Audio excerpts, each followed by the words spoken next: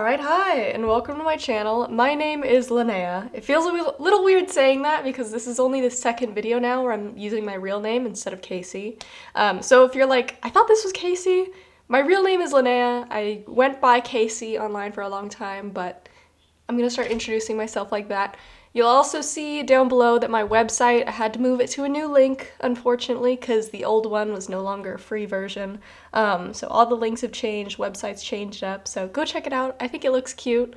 But anyways, today's reading, I just wanted this to be what messages does Spirit want to bring to you right now? Whether it's things you need to hear, maybe a little pep talk, or maybe it's like a, hey, you're doing great, like we're proud of you kind of message. Whatever message that you might be needing right now, that is what we're going to be delivering to you. So today I have 3 different readings for you to choose from. We have pile 1 with the blue lace agate and the Hierophant card, upright of course. And for pile 2 we have the black tourmaline and the Judgment card, also upright. And then finally for pile 3 we have Hematite and the Emperor reversed. So don't overthink these cards. These are just for you to kind of feel out which pile feels right to you. But go ahead and pause, figure out which reading you feel most drawn to. There'll be timestamps down in the description box below so you can quickly jump to whichever reading that you want to listen to. But without further ado, let's go ahead and get into it.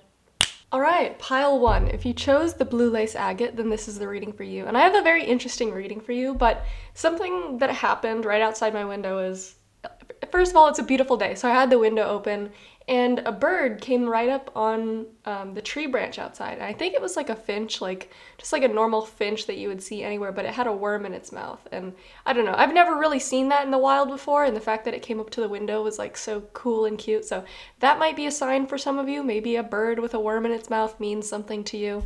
But I felt the need to point that out in case that is a synchronicity for any of you. But what I'm seeing in this reading, this is a very specific reading with a very specific message. So if this doesn't sound like you, it could be you chose the wrong pile. But I'm getting the sense that this reading is for those of you that are having troubles in a relationship. It could specifically be, I think for the majority of you, it's like a breakup that you might be going through, or like a very tough time with a romantic partner. But for others of you, it could be a friend. You're having like a friendship breakup of some kind. But I think you are the kind of person that you have been hurt very badly in your life before, and I think you're used to toxic relationships. And by that, I mean like, it's like a, I need to hurt you harder than you can hurt me kind of thing. Or I need to get the last word in. Or I need to walk away and pretend like I don't care because I don't want to give you the satisfaction of hurting me. I think you're used to those kinds of relationships where it ends in like a brawl. And it doesn't matter how long you've known each other, how much you've loved each other, when it gets to that point where you start to feel hurt, your reaction, and this is a trauma reaction that a lot of people deal with, your reaction is to, I need to be able to hit harder. I need to be able to have my words dig in deeper than your words can dig in. And I feel like this relationship is supposed to be teaching you how not to react that way. Sorry if it sounds like I'm a little sniffly. I think I might be under the weather. But basically what I'm seeing here is that you're not supposed to be the bigger person for their benefit. Spirit is saying that this is entirely for you. You need to do this for you. Because what I'm seeing in these cards is if you choose to take the low road, right, and you walk away and you hurt them and like you don't give them the satisfaction of being able to talk to you, like it might give you some satisfaction in the beginning where you're like, yes, they hurt me and then I hurt them worse, so therefore I'm better off.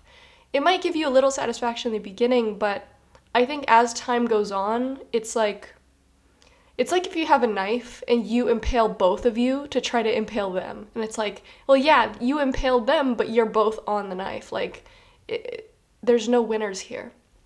I think that's the sense I'm getting here, is there's no winners from taking the low road. And so you need to take the high road, and it's kind of like how people say you need to find forgiveness. You're not finding it for this person, to give them the satisfaction of you forgiving them. You're doing this for you, to set your heart free, to make yourself feel at peace, to know that you did everything right and you can walk away feeling proud of yourself and feeling like you did exactly what you would have wanted yourself to do. You know what I'm saying?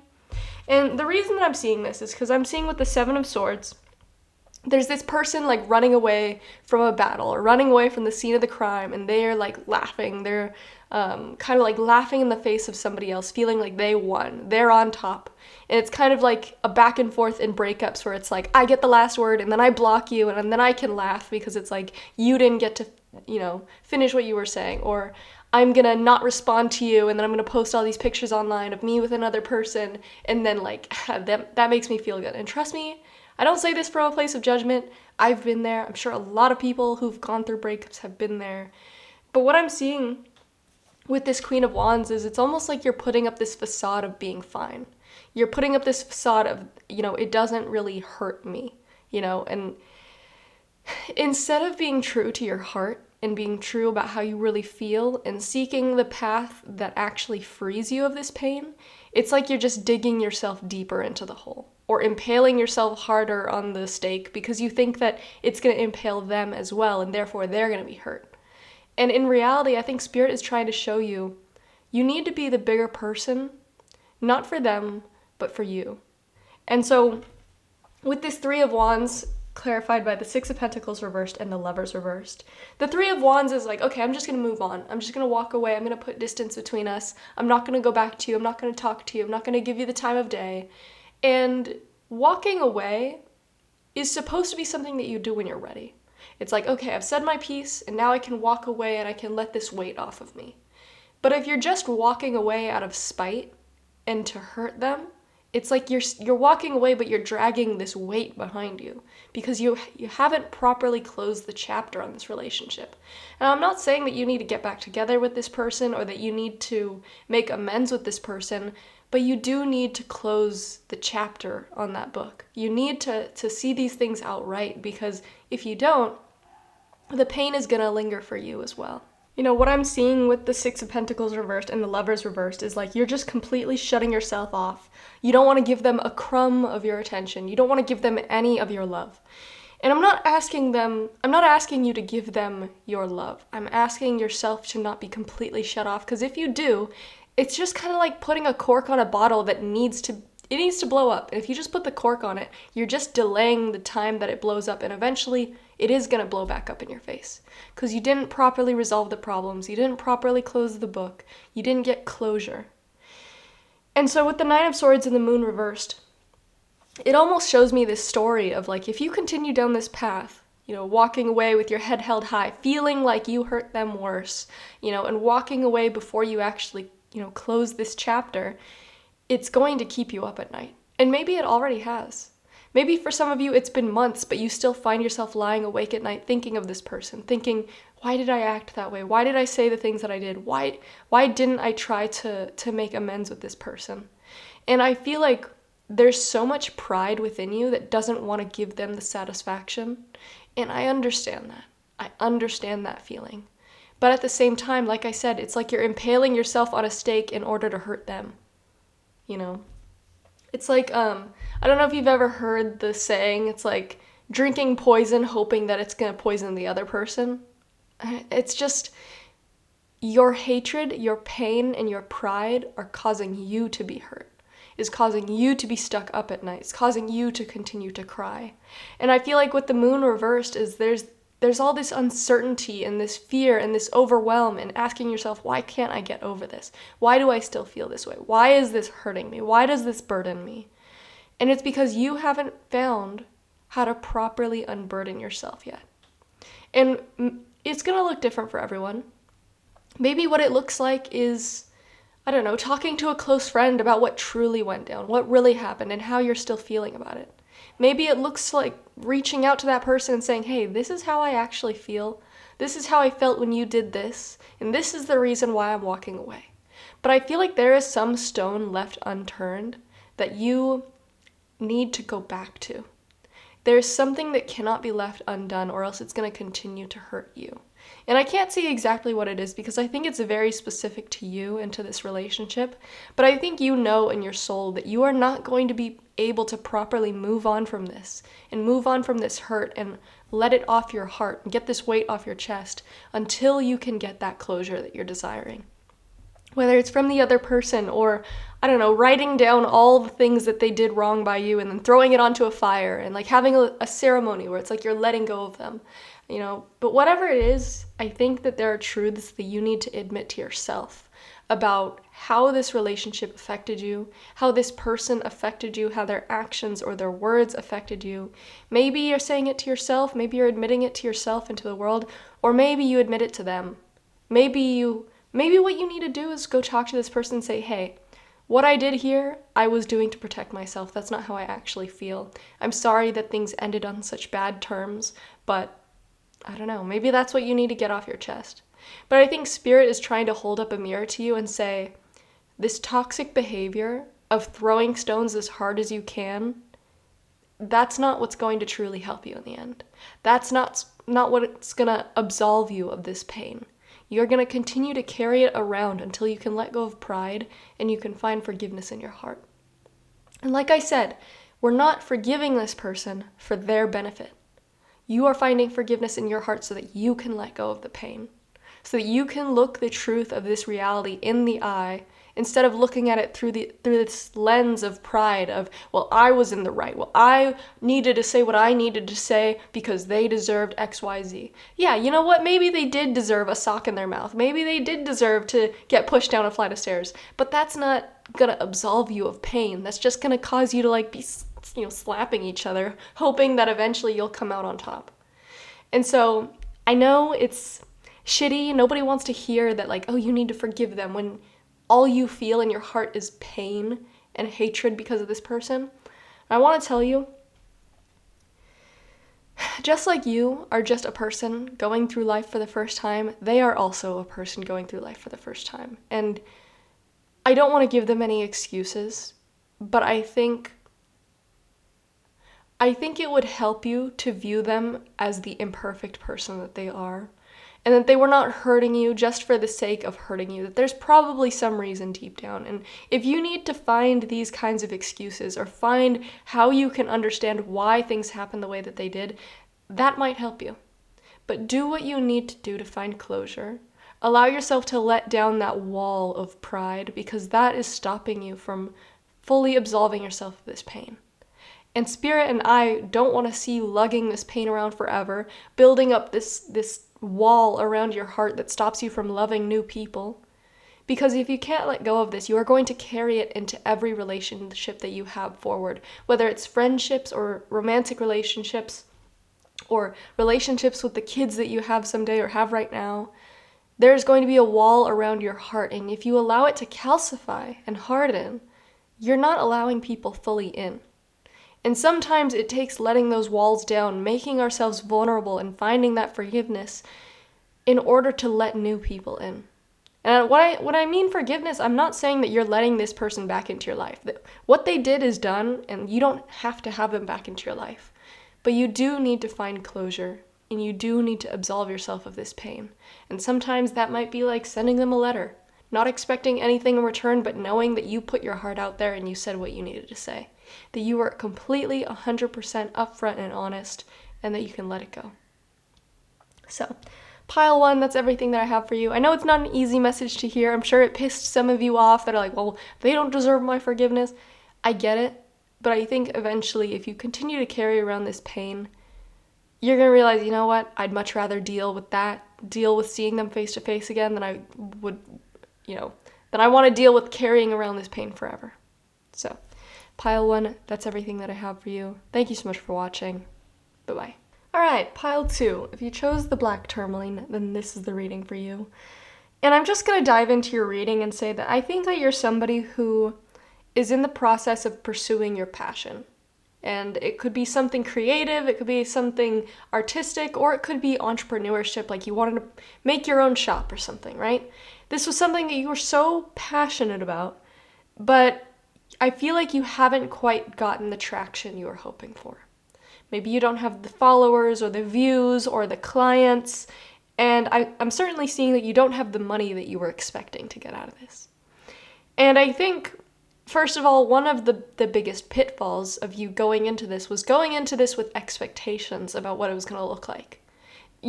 There was no possible way unless God came down and said, like, 2 weeks from now, you're going to have $1 billion. Like, that didn't happen. So why did you have these expectations that it was going to blow up overnight?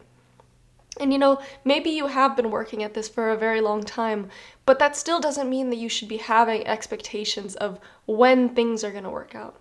And I know it sucks to say, but it's the truth of when you go into these things, when you pursue a passion, when you pursue a path, the thing that hinders you the most is expectations of what you should have.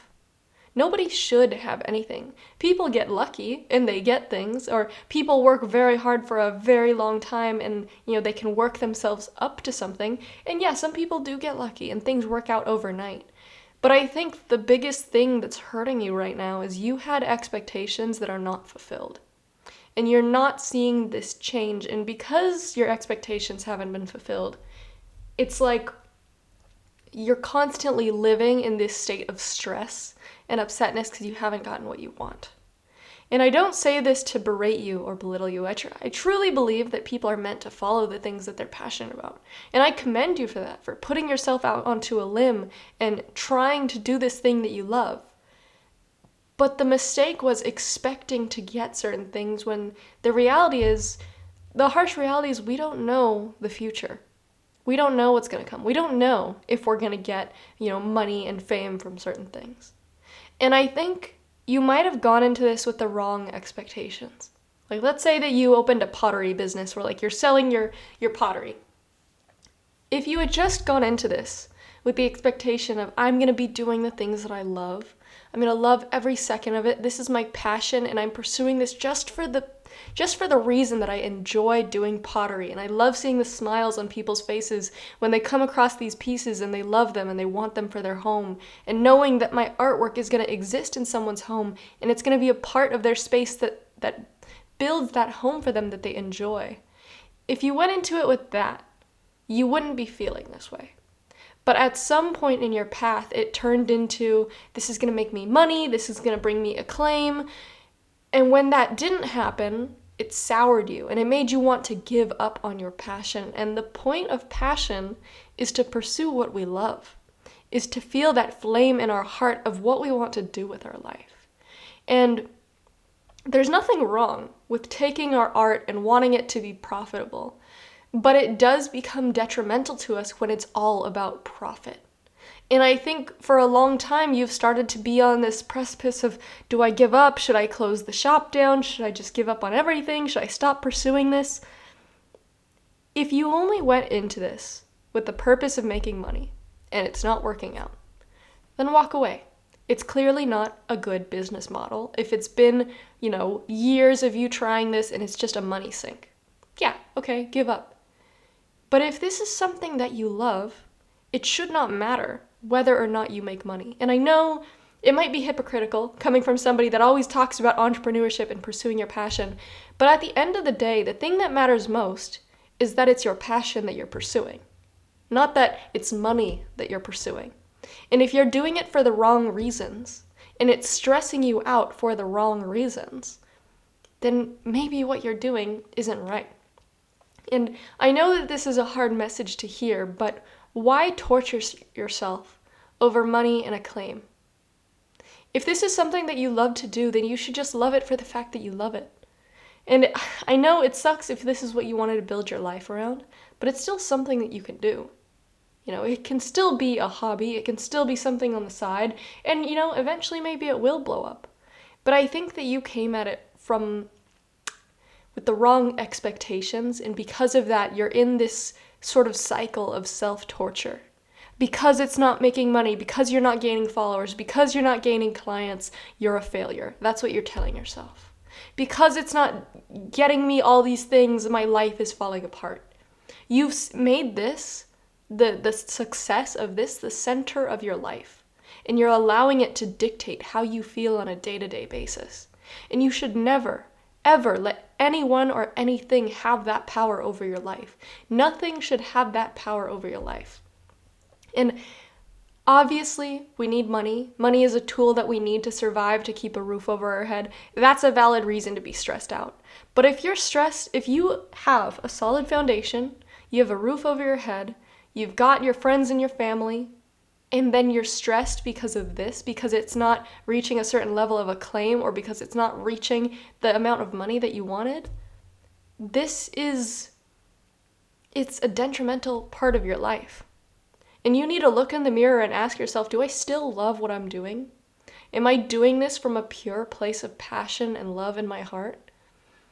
And I know that this is a tough reading, but this is what Spirit wanted to bring to you, is if you wake up every morning and this thing that you're supposed to be passionate about, this thing that is supposed to set your heart on fire, if you wake up every morning and you think of it and you associate it with pain and stress and I'm a failure and, I'm going to have to quit this or this isn't working out, and you wake up every morning and you feel that way about your passion, something has gone very wrong. I think that if you really want this to be a success, there's two different kinds of, okay, I completely forgot the words. I had to ask ChatGPT. But what I was saying was the difference between internal motivation and external motivation. The way that you get to an end goal, it helps a lot if you have both. But external motivation is something like, okay, let's say you're running a race. External motivation is there's a prize at the end of the race. And so that's a driving factor. It's like, okay, I have to run this race, but once I finish it, there's going to be this thing that I want at the very end of it. That's what you're dealing with right now. You're like, okay, I just need to wake up another day. I need to open the shop another day. I need to make this pottery so I can make some sales. And then eventually it's going to get me the money that I'm hoping for. That's external motivation. And obviously, it's not a really good motivational factor because it doesn't give you that drive and that flame within you day in, day out while you're in the process of doing all these things. Yeah, you can look forward towards it at the end and you're like, okay, I'll pick up my pace a little bit. I want to get to that. But internal motivation is, man, I love doing pottery. I can't wait to wake up so I can do this, so I can feel the clay in my hands, so I can put it in the kiln and then see that product at the end of the line that I'm so proud of, and then I can put it on my shelves for people to look at and admire and maybe even buy. That is what we want to have. And I feel like that's what you had in the beginning. Whether you're an artist, a writer, an entrepreneur, you had that in the beginning where you're like, I just want to do this because I love it. Because I love every second of it. I love seeing the smiles on people's faces. I love being in the process of doing these things. And the external motivation was there as well. It was like, and I can't wait for the day that this is profitable. So then, I can be doing what I love. And then I also have this end goal of it takes care of me financially. That's what you want. But somewhere along the line, it shifted into, I just gotta wake up, I just gotta do this, I need to get this done, and then eventually someday I'm gonna have that money. Eventually it turned into, I need that money.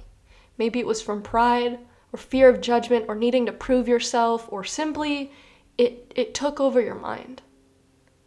But the biggest source of your fears, your problems, your stress, this feeling of imminent stress and danger, like things can collapse at any point, that comes from you feeling like you have to do this in order to achieve XYZ.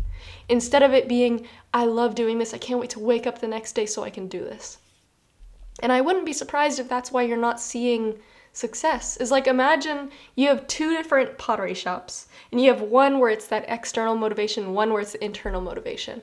And imagine you're somebody walking along the street and you go into one and you just see this person with this desperation in their eyes of oh my God, I hope they buy this pottery. Ugh. Oh my God, they don't look super interested, and you get this kind of pushy vibe from them, and then the pottery doesn't look like they put their heart and soul into it. You might feel the bad vibes and not really want to go into there. Versus you go into the other shop and you see this person beaming, that's so proud of their work, and they know all these little details about oh, this pot took me this many hours, but you can see this little divot where I had this idea, I wanted to make the spout this shape so that the water would come out this way. And you feel such different vibes from those two people, those two different outputs. And you can see this in any part of life. You can see this in people that make pots and pans for culinary use. You can see it in people that write books. You can see it in people that run their shops, just grocery stores. The difference between a multi billion conglomerate, like a Vons or an Albertsons, versus something like a mom and pop shop where they decorate it for Halloween and Christmas and Thanksgiving, and like they have these little sales, and it's like a community center. You can feel the differences in those vibes. And so maybe this art or this shop or this thing that you've been working towards, maybe it hasn't been successful because people can feel that it's coming from the wrong place. And it certainly hasn't helped you trying to go along this path when you don't have that passion in you anymore. Instead, you're driven by fear. What we are meant to do in life is not supposed to be driven by fear. It is supposed to be driven by love and by genuine excitement to do what we want to do. And so I think you really need to take a step back. You need to ask yourself the hard question of, do I love this thing? Like if it's pottery, do I love pottery? And you might say, you know what? Right now, I really hate pottery because I've made it this cornerstone of my life, in that if I'm not doing it, everything's going to fall apart. And you need to ask yourself, why do I not like it anymore? This thing that I used to love, why do I not like it? Maybe it's because you put these expectations of, it needs to make you money, or every single pot needs to be perfect. You can't have any failures. And maybe it's, it defines your life. If you have a bad day, then you therefore are a bad person. Maybe you need to recognize all these things contributing to this toxic environment that you have around this thing that you used to love, so that you can unlearn them. So you can start asking yourself, like, okay, if money is such a big thing right now, and it is poisoning my passion, it's poisoning my love, poisoning my drive, okay, let's walk away from it. Let's maybe go back to school. Let's get, find something that you can fall back onto. Get a job on the side. It doesn't need to be something that you love, but make it so that you have money, and that's not the defining factor of whether or not your pottery business, for example, is a success or failure. Because okay, even if it fails, I have this thing that I can fall back on, and I feel safe and secure in that way. Because you can't put all your stresses, your financial stresses, onto this one thing. You want this thing to succeed because you love it, not because it'll make or break you as, a person being able to take care of yourself. So if you have financial worries, I would say, legitimately, just take a step back. If you can pursue something else, get a degree so at least you know that if something goes wrong, you have that to fall back on. Or, if you walked away from your job to pursue this full time, maybe what you need to do is just work part-time, and it's not the end of the world. It's just, okay, I'm going to build up my foundation a little bit so I don't feel like I'm constantly going to fall off the deep end. Build up that foundation, allow yourself to have something to fall back on. It'll make you feel so much more secure. And then let's look into yourself deeply and ask yourself, what do I feel like this says about me as a person if it doesn't succeed? What does it say about your pride? Does it show you how much you care about other people's opinions of you? There might be a lot of things that you need to unlearn before you can take a step back into this, because your passion has become so marred by these other things weighing it down, this feeling of needing to be accepted, of needing to be successful, of needing to look a certain way and give off a certain vibe. All these things have clouded this thing that is supposed to just be this pure form of love, brought into this world by your hands. It's your creation that you're supposed to be proud of, but instead, it's weighed down by pride and ego and fear.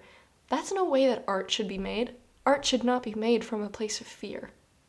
And so I think, obviously, do what feels right for you, but if you need to take a step back, if you need to build up your foundation in other ways, spend time with friends and family, maybe do something else with your life for a year, and then come back to this when it feels right. But I think you have put so many expectations and the weight of the world on whether or not this works out that it doesn't even feel fun anymore. And that's no way that our passion should be. So, pile 2, I truly wish you the best. And I want to say that I think that this is a common thing that happens to a lot of people that want to be successful in creative fields. Something I want to encourage you is, I've been wanting to interview my uncle. He's a photographer, and I think he's a little bit over 40 now. And ever since, I'd say he was in college, so between 18 to 22, he found photography, and it was something that he fell in love with. He pursued it relentlessly for over 20 years until now, where he's now in his 40s. And only now is he starting to see the fruits of that labor. But he's seeing it in an amazing way where, I mean, he probably doesn't want me to say this, but he's making like over 100K a year now, doing what he loves, doing photography in art form. And this isn't because he like blew up overnight and like is a super famous photographer. Like, he's just your average person that is pursuing a career, but he's doing it in something that he loves. And so I wanted to bring him onto this channel to kind of show people like you and people like me that want to pursue our passions, you know, the highs and lows of that, you know, all the steps along the way of what it looked like in the moments where he wanted to give up or where it stressed him out or where he was lacking creativity, you know, how he stayed motivated, how he got to where he is now. So if that sounds like something that might be interesting to you, I really want to try to interview him, but he is very busy. So I would say you can probably expect it on the channel sometime in the next few weeks, but no promises. It is something that I definitely want to do sometime soon, but I feel like if it's not my channel you listen to, there are so many voices, so many stories online of people who pursued writing or painting or photography or whatever it is. Maybe it's entrepreneurship, and they have success and failure stories just like that. And maybe you listening to other people's stories that mirror your own, it might make you feel inspired to keep going and to try to understand, like, okay, how did they get out of this place where they felt the way that I feel right now? I would also encourage you to check out Brandon Sanderson. He's the author of the Stormlight Archive. Really good book series, by the way. He also authored Mistborn. I don't know if you ever heard of that, but he has this class. He teaches at BYU, this like class all about like how to become a professional writer. And he has some very interesting parts where like I'm not even really into writing, but he has these interesting parts about like the realities of getting into this field and trying to make it into a career that pays your bills. You know, what that looks like, what kinds of jobs that he had on the side, like working the night shift or things that he recommends for people, the highs and lows of that, how to maintain motivation. And so I think that's super interesting. You can check out his YouTube channel. It's just his name. He's in the process of doing some new videos. I think before then they were like posted in 2014 or something. So it's been like nearly 10 years since he's posted this class. But I highly recommend that to you. That might help you out. But pile 2, I don't think that you're meant to give up on what you love. But if what you're doing is not what you love anymore, then it's time to take a close look at it and ask yourself, why did I fall out of love with this? And how can I get that love back? Because I don't think that love ever fully disappears. I think sometimes we just get a little bit lost on the sauce, you know, and it's human. We all have egos, we all have pride, we all have desires and things that we, you know, expectations we put onto things. But I'm going to tell you right now, I don't think that this is a lost cause for you. I think it is still possible. It just might take a little bit of reworking. It might take a little time where you take a break, ease up on yourself, you know? So I truly wish you the best. I hope everything works out for you genuinely. But that is all that I have. Thank you so much for watching. Bye-bye. All right, pile 3. Last but certainly not least, if you chose the hematite, then this is the reading for you.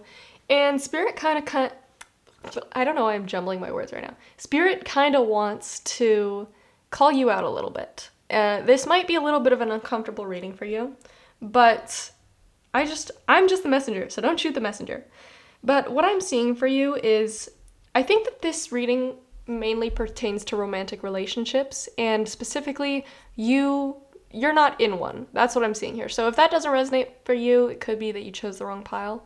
What I'm seeing is, I feel like the majority of you are not in a relationship right now, and you want to be. I think you are actively like seeking people out, but the Wheel of Fortune card kind of tells me that it's kind of been the same thing happening over and over again. And what I mean by that is like the same sort of pattern of relationships. Let's say you meet somebody and they want to pursue you, but then they kind of lose interest and they go away. And you're like, man, that sucked, but whatever. But then it happens again. And then it happens again. And then it happens again. And I think you're almost failing to realize, or you don't want to look at the fact that the common denominator here is you. And I'm not saying that there's anything inherently wrong with you, but I think that there is something that you need to look at within yourself that could be causing these people to not want to continue to pursue you. And something that I'm seeing for a lot of you is there's this feeling of you being closed off.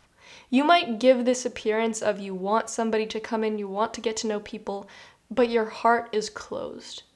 And I think you're almost ignoring that fact because, I don't know, maybe you were hurt in the past. And because of that, like, your heart calcified, it hardened, and it doesn't want to let people in.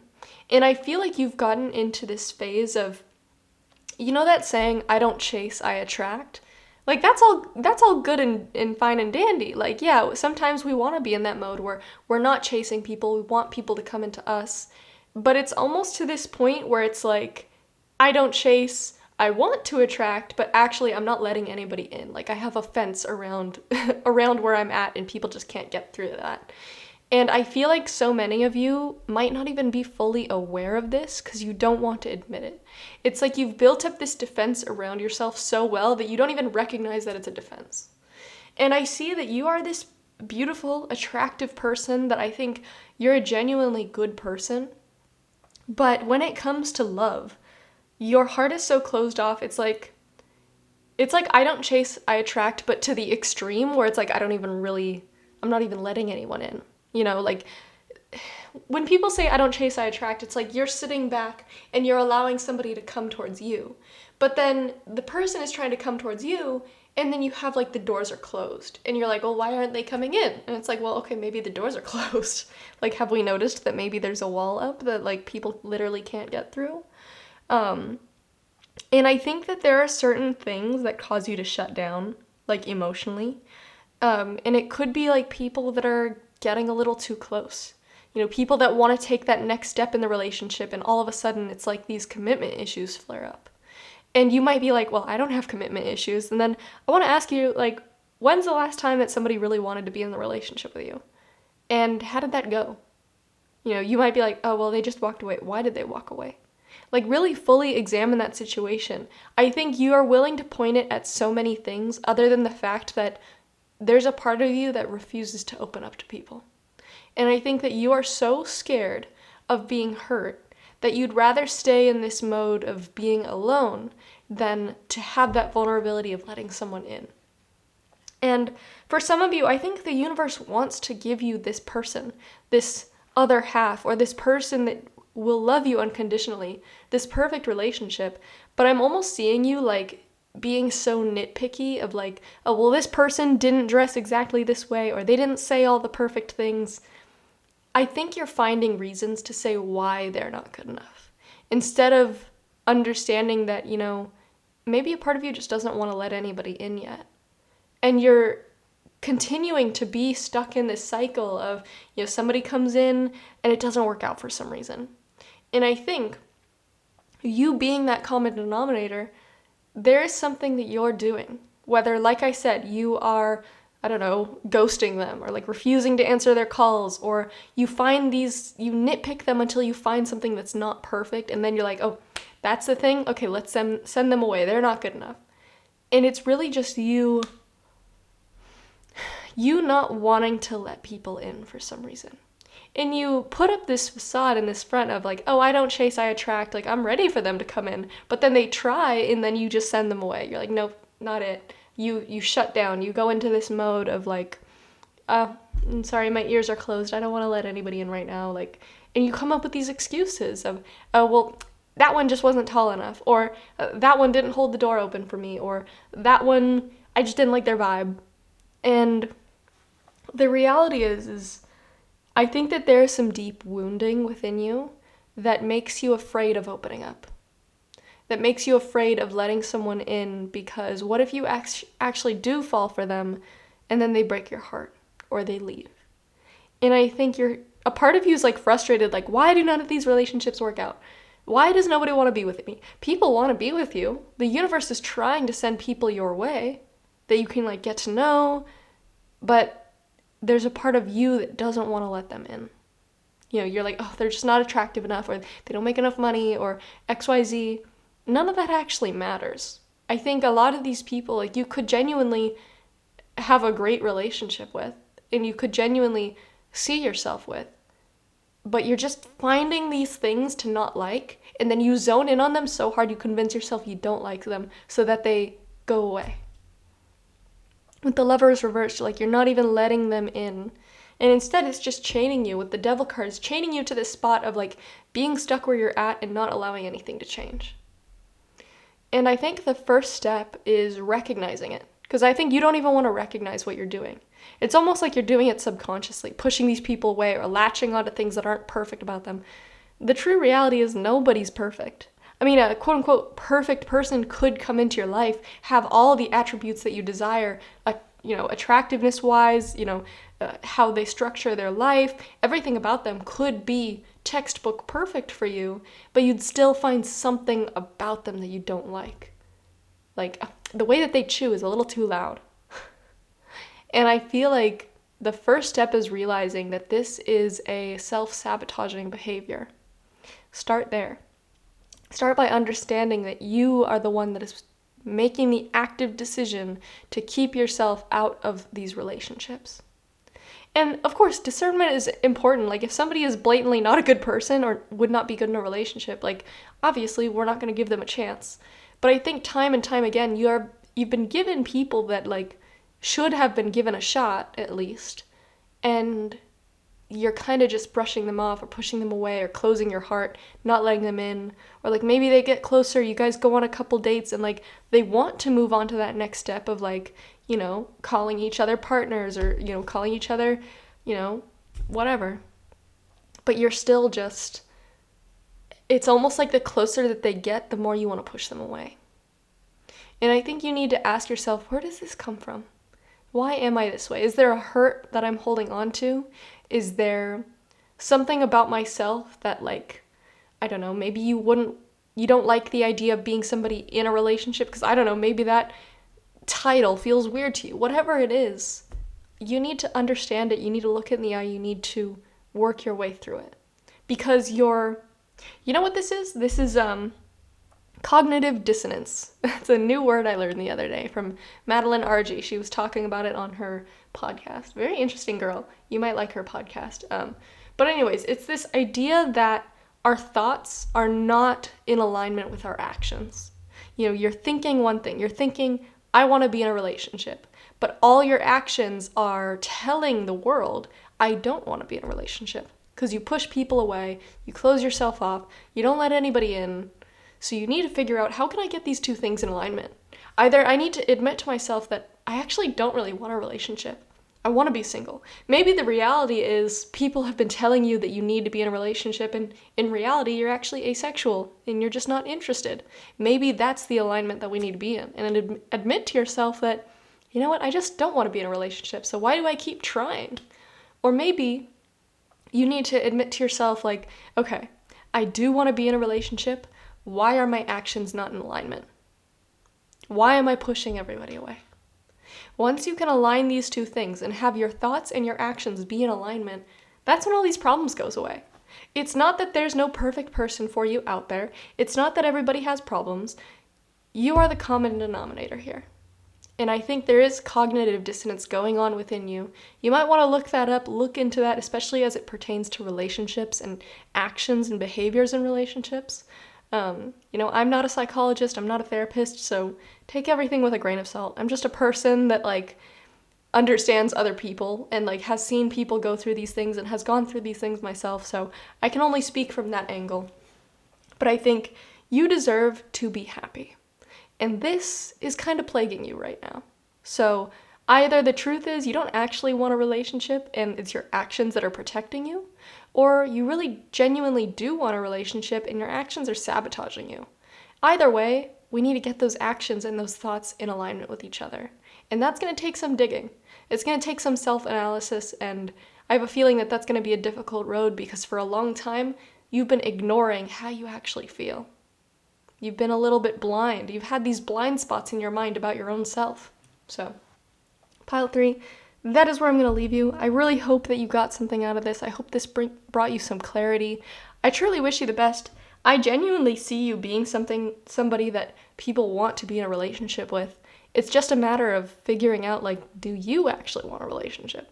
So, pile 3, that is everything that I have for you. Thank you so much for watching.